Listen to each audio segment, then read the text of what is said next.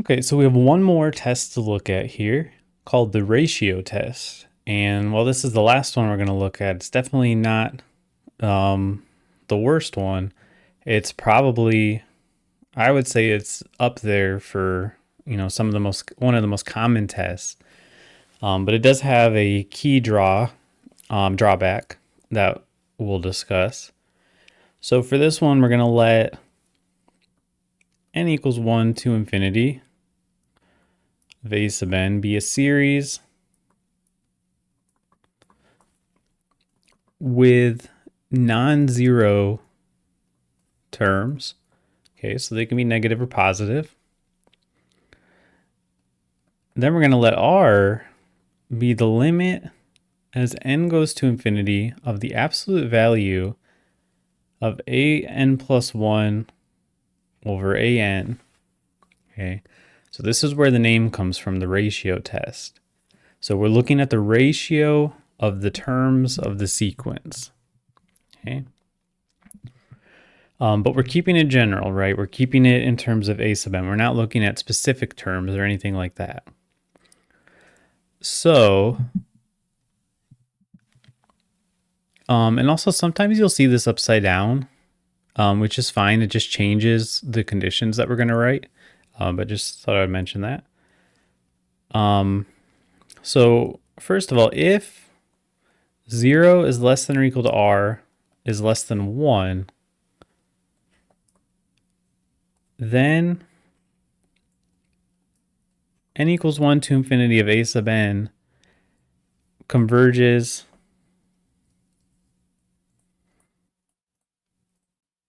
absolutely. Okay, so this is kind of the advantage to it, is that it can give us this very strong statement that it converges absolutely.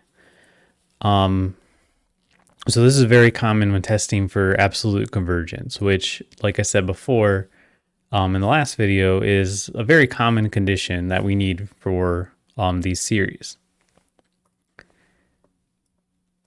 Now, if r is greater than 1,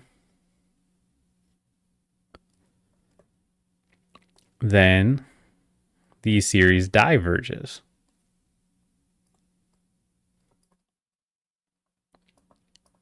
Okay, so just think about why this would be true. If we think about this sequence here, if this sequence, if this ratio, if this were greater than 1, then that means that the a sub n plus 1 is always greater than the a sub n, right? Meaning it's an increasing sequence. So we can see why it's not going to converge, right?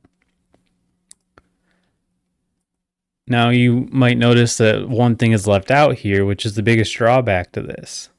If r equals 1, then the test is inconclusive. Okay. So it might seem like a minor thing, but this kind of does limit the test a lot, because this does happen a lot. Okay. Like basically any p series, for example, this basically just automatically excludes it, because when you do the ratio test for any kind of p series, you're going to get 1. Okay. So just as a quick example of that, like if we did this with 1 over n, which we know diverges, then if we did the limit as n goes to infinity of 1 over n plus 1 over 1 over n, which is going to be equal to, first of all, a limit of n over n plus 1, right? So it's going to be 1. So this is going to be inconclusive, and that's going to happen with any p series.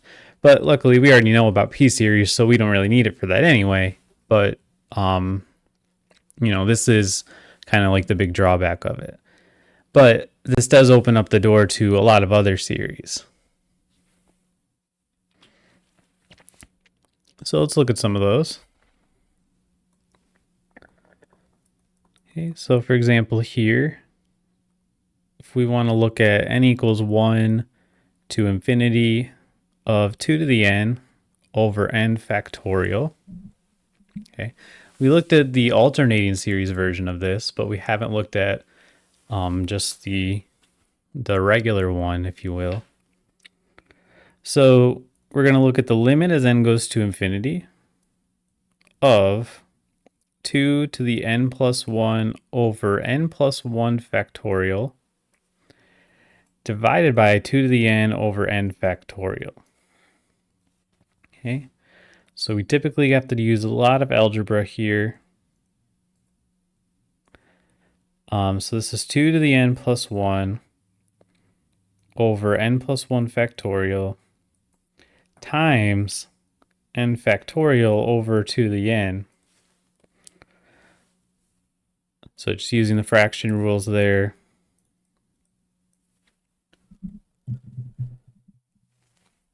Now this is going to be, we can rewrite the top here as 2 to the n times 2. And this is an important step that we use a lot with factorials here. N plus 1 factorial, this can be rewritten as n plus 1 times n factorial.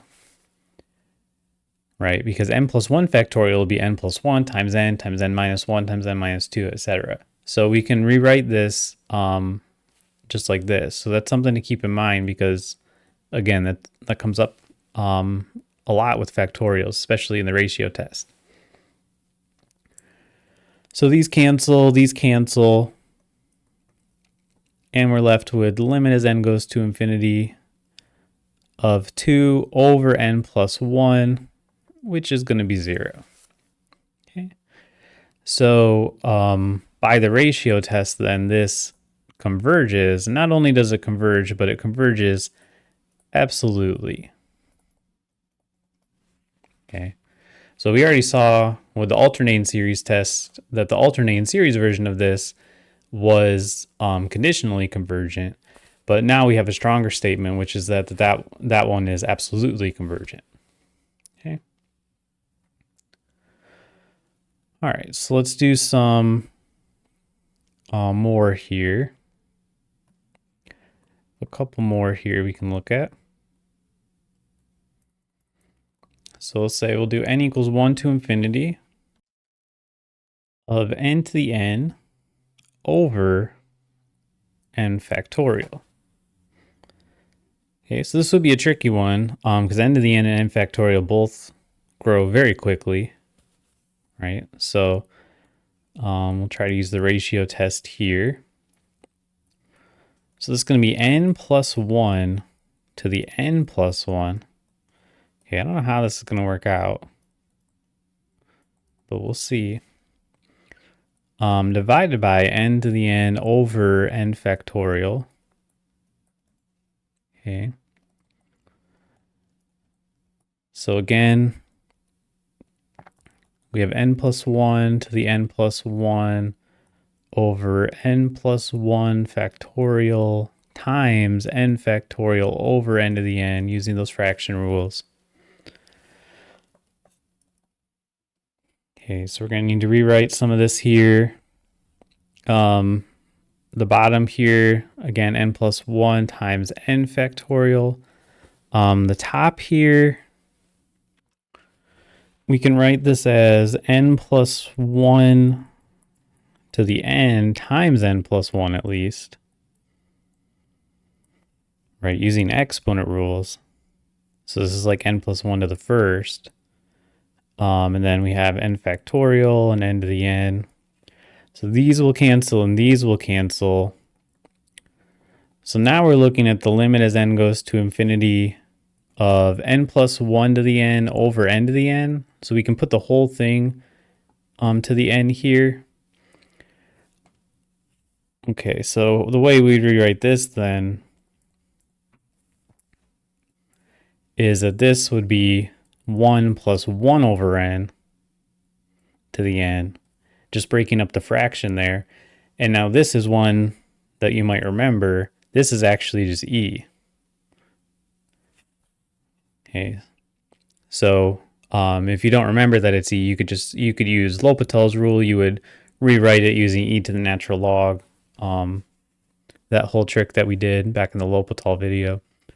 So e is greater than 1, so this diverges. Okay. So maybe a little unexpected because n factorial grows so quickly, but I guess that this means n to the n grows a little more quickly. Okay. Or possibly they just grow at about the same rate. You could just do the limit as n goes to infinity, maybe just do the test for divergence. I'm not sure if that will work out or not. It probably would be hard to evaluate. All right, so the other one I have here, we'll do n equals 1 to infinity of negative 1 to the n factorial squared over 2n factorial. Now, when the negative is in there, we don't even really need to think about that, right? We're sorry, this should be n plus 1. So n plus 1 factorial whole thing squared here over 2n plus 1 factorial. Be really careful here. I'm just going to write this so we don't have to write out a second step here because this is always how it's going to work out. Over n factorial squared. Okay. So this one could be pretty tricky.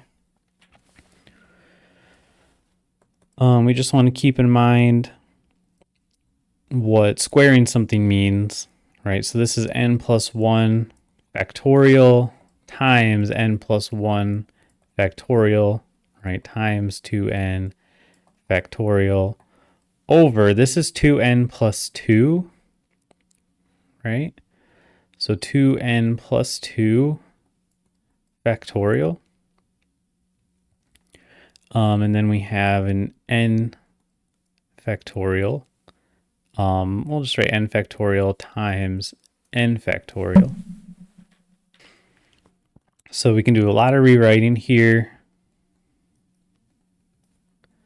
This will be n plus 1 times n factorial times n plus 1 times n factorial times 2n factorial over 2n plus 2, 2n plus 1, 2n factorial. Okay, so that we can get these to cancel. And then we have n factorial. So again, we get these all to cancel here. So we're left with the limit as n goes to infinity. What do we have? N plus 1 times n plus 1 over 2n plus 2 times 2n plus 1. Okay, and you can multiply this out, but you're basically just looking at all the coefficients here. So on the top you have 1 times 1, and on the bottom you have 2 times 2. That's how it's going to work out because you're only looking at the leading coefficients here. So you can multiply it out and then use force factoring to show it as well. So we get that it's 1/4, which is less than 1. So the series converges.